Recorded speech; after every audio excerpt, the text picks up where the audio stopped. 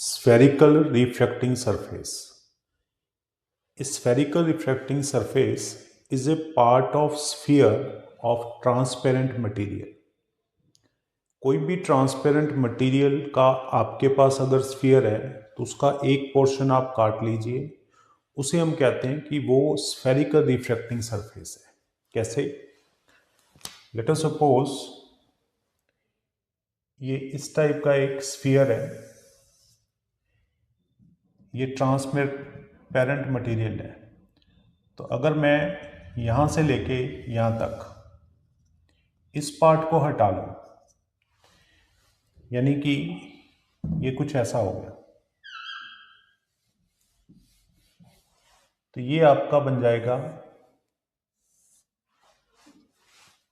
Convex spherical refracting surface. इसमें जो A B है इसे अपर्चर कहेंगे, इस पॉइंट को पोल कहेंगे, ये प्रिंसिपल एक्सिस है।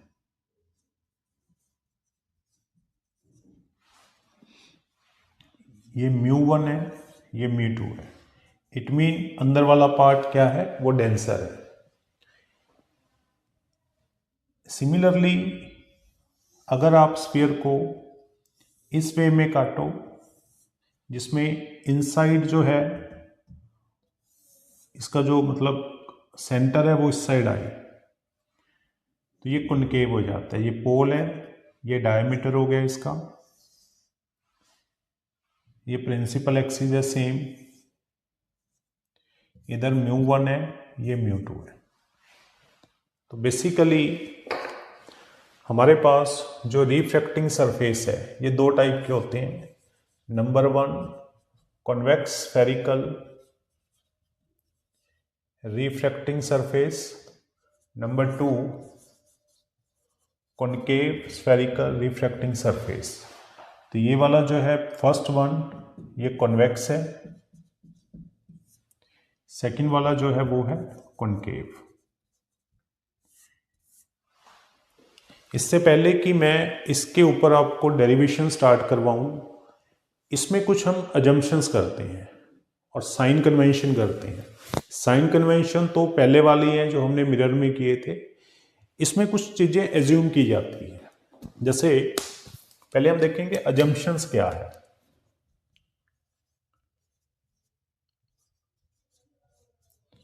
अजम्पशन इसलिए करते हैं ताकि डेरिवेशन जो है थोड़ी इजी हो जाए।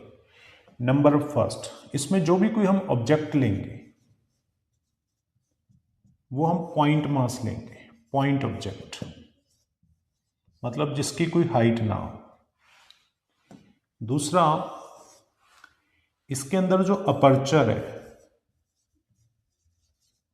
जैसे डायग्राम में शो हो रहा है A B, A to B, ये भी हमें स्मॉल लेना है। थर्ड पार्ट, इसमें जो भी एंगल होंगे, angle like incident angle, refracted angle या और जो भी एंगल है वो स्मॉल होंगे। यानी कि अगर कहीं पे साइन आई है, मतलब अगर एंगल स्मॉल है तो आप उसको साइन आई लिखोगे, साइन आई को आई लिख सकते हो। अगर साइन आर लिखोगे तो आर लिख सकते हो, या कोई भी ट्रिग्नोमेट्री फंक्शन जो आपको जरूरत है उस डेरिवेशन को सॉल्व करने के लिए आप उसको लिख सकते हो। अगर साइन आई है तो आई लिख सकते हो, आई है तो उसको साइन आई लिख सकते हो, कॉस आर है तो आर लिख सकते हो, एंड सो ऑन। अब ये तो एजम्पशंस हमने इसकी सीख ली। एजम्पशन से क्या होता है, हमें जो डेरिवेशन है वो सॉल्व करना थोड़ा इजी हो जाता है। दूसरा आता है साइन कन्वेंशन। यहां पे अगर मान लो लाइट इस तरफ जा रही है, पहली बात सारे डिस्टेंस हमें पोल से लेने हैं, इसे पोल कहते हैं।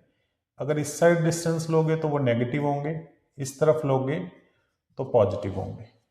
सिमिलरली इसमें भी पोल से इस साइड वाले नेगेटिव, उस साइड वाले पॉजिटिव। इसके ऊपर वाले पॉजिटिव प्रिंसिपल एक्सिस से, नीचे वाले नेगेटिव। ये प्रिंसिपल एक्सिस से ऊपर वाले पॉजिटिव, नीचे वाले नेगेटिव, जैसा ऑलरेडी हम ये पिछली क्लासेस में पढ़ चुके हैं। लाइट के अपोजिट डिस्टेंस जो भी है नेगेटिव लेने हैं, डिस्टेंस के लाइट के साथ हमें सारे डिस्टेंस पॉजिटिव लेने हैं। प्रिंसिपल एक्सिस के ऊपर अपराइट जिसे कहा जाता है पॉजिटिव, और डाउन में जितने भी हैं वो नेगेटिव। तो जितनी भी हम इसके ऊपर अभी हम रिलेशंस करेंगे, इनमें ये सब बातें एज्यूम करनी है। तो अब हम करेंगे कॉन्वेक्स स्फेरिकल सरफेस को लेके एक डेरिवेशन करवाऊंगा, जिसमें आपको object distance, image distance, refractive index of rare and denser medium and curvature, इनकी रिलेशन आपको मिलेगी। तो उस रिलेशंस को हम आगे कई तरह से यूज कर सकते हैं। इतना लिख लो पहले आप।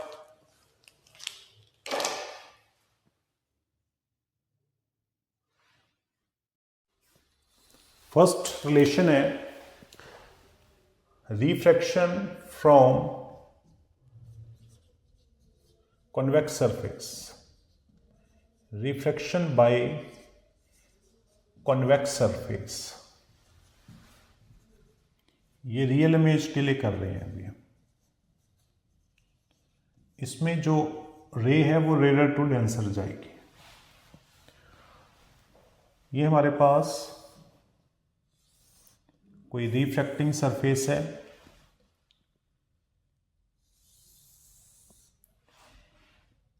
ये हमारा पोल है, ये μ1 है, दिस इज μ2, और ये कोई भी नॉर्मल है जो सेंटर ऑफ कर्वेचर से पास करता है, और an को मैं मान लेता हूँ यहाँ पे ये कोई परपेंडिकुलर है जो इस पॉइंट से n पे गिरा है। ये प्रिंसिपल एक्सिस है। अगर मान लो अब हम ऑब्जेक्ट लेते हैं यहाँ पे, सपोज ये ऑब्जेक्ट है, तो यहाँ से रे गई और उसने ये रियल इमेज बनाई इस तरफ। तो ये OP है, उसको आप U लोगे, PC को R लेते हैं, PA आपका क्या है, ऑब्जेक्ट डिस्टेंस। यानी हमने कोई ऑब्जेक्ट लेके रेयर मीडियम में, डेंसर मीडियम में उसकी इमेज बनाई है जो कि रियल है। देखिए पहले इसको। फर्स्ट रिलेशन है refraction from convex surface, refraction by convex surface। ये रियल इमेज के लिए कर रहे हैं अभी हम। इसमें जो रे है वो रेयर टू डेंसर जाएगी। ये हमारे पास कोई रिफ्रैक्टिंग सरफेस है,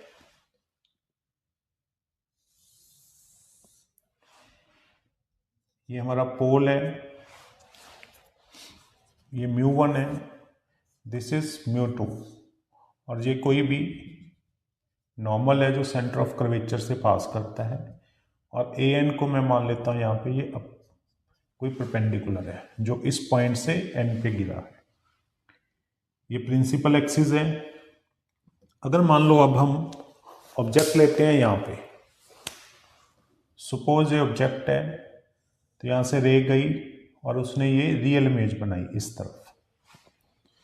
तो ये OP है, उसको आप U लोगे, PC को R लेते हैं, PA आपका क्या है, ऑब्जेक्ट डिस्टेंस। यानी हमने कोई ऑब्जेक्ट लेके रेयर मीडियम में, डेंसर मीडियम में उसकी इमेज बनाई है जो कि रियल है।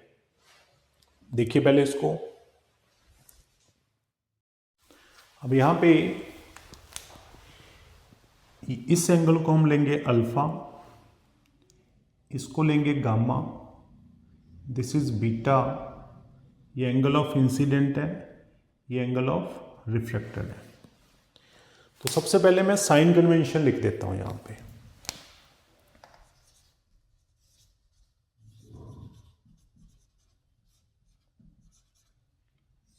साइन कन्वेंशन से PO को लिखेंगे हम -U, PC is +R and PI is +V, क्योंकि प्लस वाले रे के साथ जा रहे हैं, बाकी रे के अपोजिट है जैसे हमने कहा था। नाउ इसमें ट्रायंगल देखो अभी। In triangle AC and O में, AC और ट्रायंगल में आई एंगल जो है वो इक्वल होगा अल्फ़ा प्लस गामा के, क्योंकि आई यहाँ पे एक्सटीरियर है, अल्फ़ा और गामा यहाँ पे इंटीरियर है, और हमें पता है एक्सटीरियर जो होता है वो सम ऑफ इंटीरियर होता है। और ये तीनों एंगल स्मॉल है क्योंकि आई alpha gamma is small angle. तो आप आई को लिख सकते हो साइन आई, क्योंकि आगे मुझे साइन आई की जरूरत पड़ेगी। इसको टैन अल्फ़ा टैन गामा, ये ऐसा हमने इसलिए लिखा है क्योंकि आगे डेरिवेशन में जरूरत है। तो मैं पहले कह चुका हूं जब एंगल स्मॉल है तो आप कैसे भी लिख सकते हो इसको। Similarly in triangle A C and I में यहां पे R plus beta is equal to gamma होंगे, R plus beta equal to gamma, क्योंकि ये दोनों इंटीरियर है।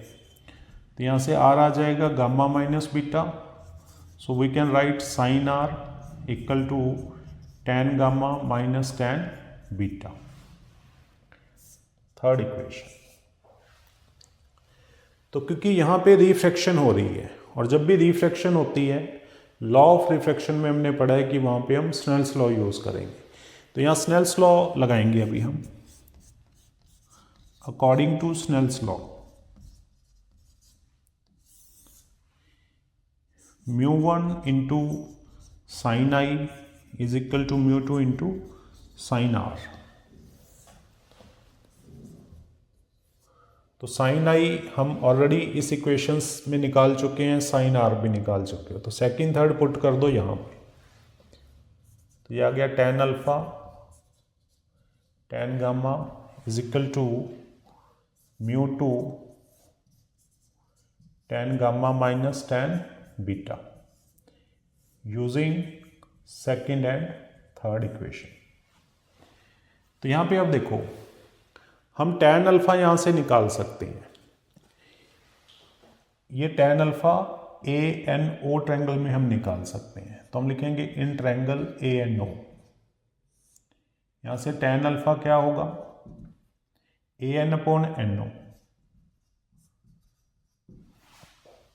सिमिलरली ए एन सी में tan gamma is equal to A N by N C. Similarly tan beta is equal to A N by N I, A N by N I. तीन triangle बन रही है, तीनों से हमने values निकाल ली। Alpha beta gamma को यहां पुट कर दो। तो टैन अल्फा हमारे पास है A N upon N O, ये आ गया A N by N C, A N by N C, A N by N I. A N cancel out हो गए सारे। अब यहाँ पे हम सपोज करेंगे, सपोज क्या हमने पहले ही जूम किया हुआ है, इफ अपर्चर इज स्मॉल। अगर हमारा ये जो अपर्चर है ये स्मॉल होगा तो एन पी की तरफ चला जाएगा, आप एन को पी लिख सकते हो। अगर अपर्चर स्मॉल है, मतलब ऐसे मान लो कि ये जो गोलाई है वो कम है, ऐसे ऊपर करते जाएं तो जो एन है वो पी की तरफ जाता जाएगा। तो यहाँ पे आ गया हमारे पास μ1 डिवाइड बाई पी ओ, कि हमने एन की जगह क्या लिख दिया पी लिख दिया।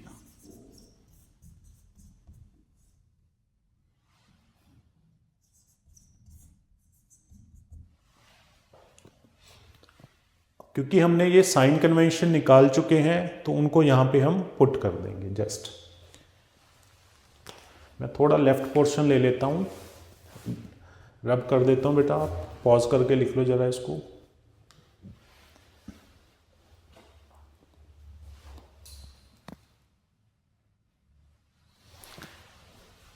ये वाला हिस्सा ले रहा हूँ।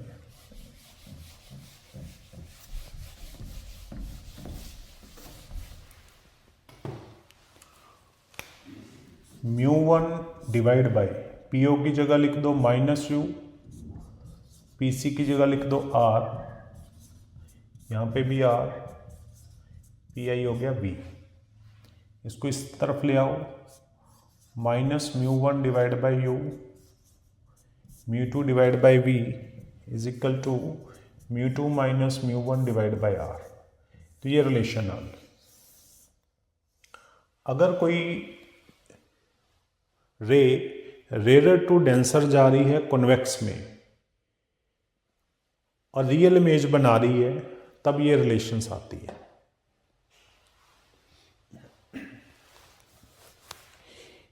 ये रिलेशन जो है वो कॉन्वेक्स की वर्चुअल इमेज के लिए भी सेम आएगी, अगर हम कॉन्केव लेंगे उसके लिए भी सेम आएगी। ठीक है, आपको फुल डेरिवेशन करने की ज़रूरत नहीं है, आपको जस्ट रिजल्ट पता होने चाहिए। कैसे, मैं आपको समझाता हूँ इसको। राइट साइड लिखिए, मैं बोर्ड ले रहा हूँ अभी, ये डिलीट कर रहा हूँ इसको, ये सारा रब कर रहा हूँ इस साइड वाला।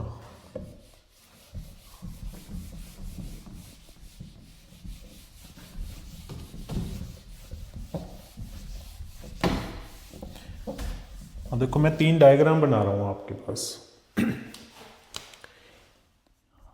अब मैं सेम केस कर रहा हूँ कॉन्वेक्स सरफेस के लिए ही, लेकिन यहाँ पे वर्चुअल इमेज बना रहा हूँ जहाँ हम वही रहे हैं रेयर टू डेंसर। तो जस्ट डायग्राम बनाऊंगा मैं।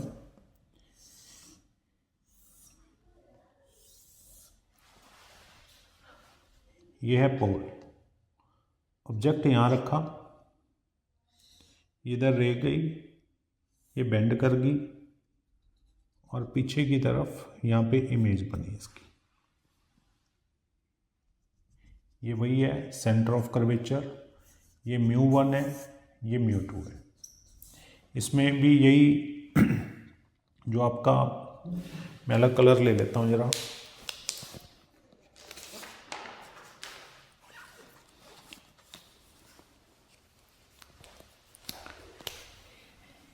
ये अल्फ़ा होगा, ये बीटा होगा, ये गामा होगा, तो ये वाला पूरा एंगल आई होगा, ये आर होगा। जस्ट रफली बता रहा हूँ मैं आपको, बनाने की ज़रूरत नहीं है। इस केस में भी क्योंकि हम रेयर टू डेंसर जा रहे हैं, रिजल्ट जो है वो यही बनेगा, यानी इन सब में रिलेशन सेम आएगी, वर्चुअल के लिए भी।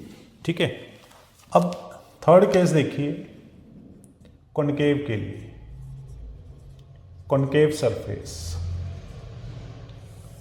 जो कि इस वे में होता है।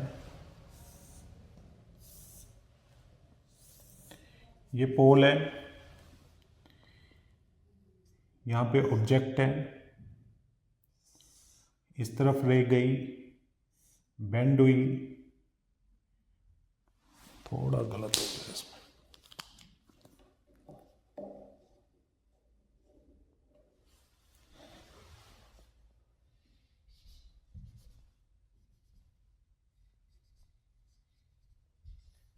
क्योंकि कॉन्केव जो है हमेशा वर्चुअल इमेज ही बनाएगा।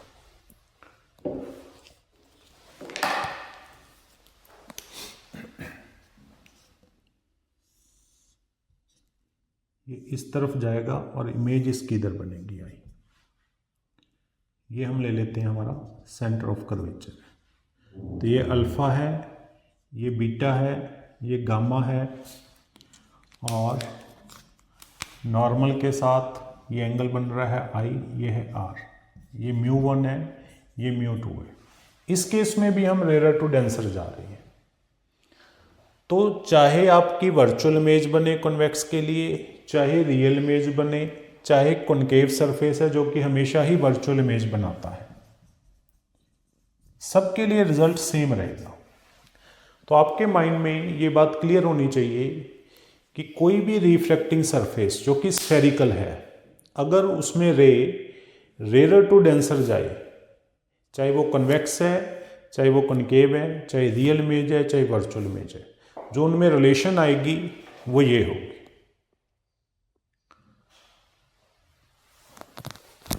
अगर मान लो अब वो रेयर टू डेंसर नहीं जा रही, वो डेंसर टू रेयर जा रही है, उल्टा कर दें हम, मैं इसको सबको हटा रहा हूं अभी।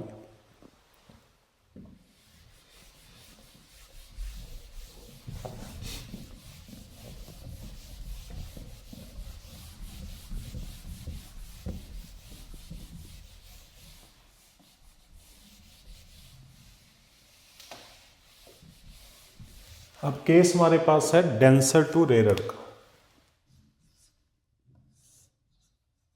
मैं यहाँ पे डायग्राम बना रहा हूँ।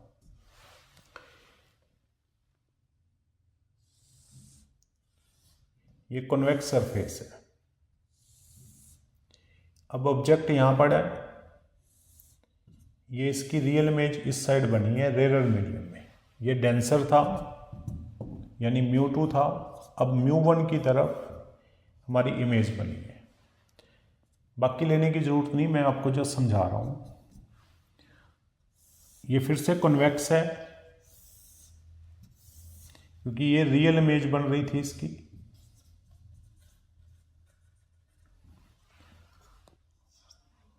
अब हमने ऑब्जेक्ट पोल की तरफ रखा। हाँ देखो, इस बात को ध्यान रखना कि कॉन्वेक्स सरफेस में जितना हम पोल के पास होंगे इमेज हमारी वर्चुअल बनेगी, जितना हम पोल से दूर हैं तो इमेज हमारी रियल बनेगी। तो इस केस में रे इधर गई, यहाँ से बेंड होने स्टार्ट हुई, तो ये बैक साइड इमेज बनाएगा आई। ये हमारा कर्वेचर है। तो इस केस में ये जो इमेज है वो क्या है, वर्चुअल है। लेकिन रे कहाँ से कहाँ जा रही है, डेंसर टू रेरर में जा रही है, denser to rarer. Third case concave.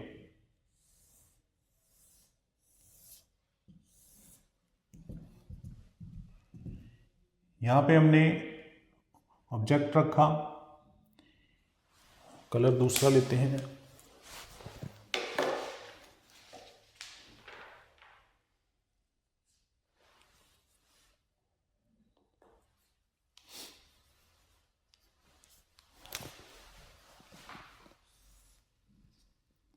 Bend हुई, बैक साइड इमेज बनाई, ये वर्चुअल इमेज है।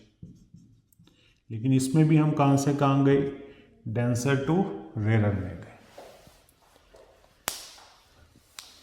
तीनों डायग्राम बना लो आप।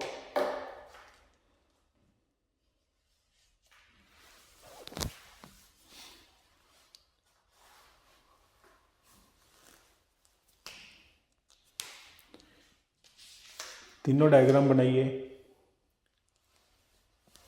और यहाँ पे मैं प्रीवियस इक्वेशन लिख देता हूँ। यहाँ पे μ1 plus μ2 minus u v equal to μ2 minus μ1 divide by r, जो इससे पहले अभी हमने ड्राइव की है वो इक्वेशन लिखी है मैंने।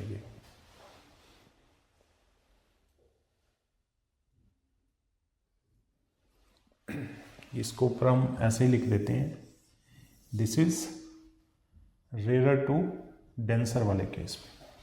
अब देखो, आपने बना लिया होगा, इसमें भी डेंसर टू रेरर, इसमें भी डेंसर टू रेरर, इसमें भी डेंसर टू रेरर। हमारे पास 3 केस पहले थे जिसमें हमने कहा था कि रेरर टू डेंसर जा रही है, तो उन तीनों केसेस का रिजल्ट ये था। अब 3 केस यहाँ पे है जिसमें रे डेंसर टू रेरर जा रही है, तो आपको सिर्फ यही याद रखना है, ये वाला। बस जब हम डेंसर टू रेरर जाएंगे, μ1 की जगह μ2 लिख दो और μ2 की जगह μ1 लिख दो। जस्ट इसको रिवर्स कर दो, बाकी सारा कुछ सेम है।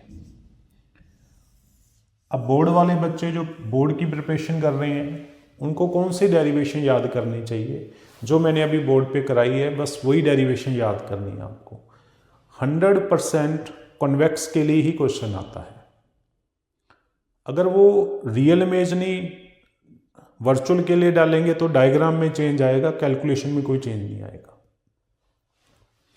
तो बस आपको याद रखना है, ये टोटल 6 बातें हैं कंपटीशन पॉइंट में। जब क्वेश्चन आएगा आपको क्लियरली पहली बात तो ये देखनी है कि इमेज डेंसर टू रेरर है या रेरर टू डेंसर है, क्योंकि उसी से ये फॉर्मूला चेंज हो जाता है। देखिए इसको भी,